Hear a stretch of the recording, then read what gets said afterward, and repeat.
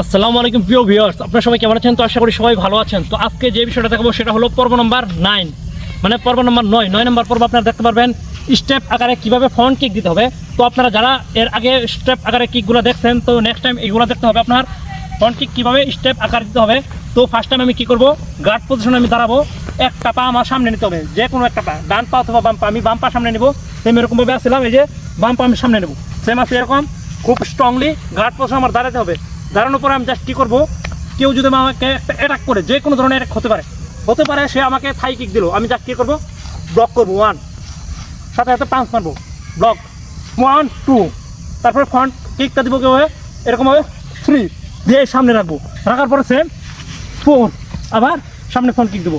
তো smoothly normally এখন দেখাবো। তো আপনারা দেখুন, জাস্ট আমি গার্ড পজিশনে আমি দাঁড়াইছি, দাঁড়ানোর পরে যদি আমাকে কেউ একটা অ্যাটাক দেয়, আমি কী করবো, ব্লক দেবো 1 2, তারপরে ফ্রন্ট কিক দেবো, সেম উঠাবো, উঠানোর পরে এরকমভাবে মারবো, সেম আবার দেখুন, এই যে 1, তারপরে একটা পা সামনে আসছে, পিছনে পাটা আবার সেম 2, এরকমভাবে আমি আবার সেম গার্ড পজিশনে দাঁড়িয়ে থাকবো। তো স্টেপ বাই স্টেপ এরকমভাবে আপনারা ট্রেনিং করতে পারবেন।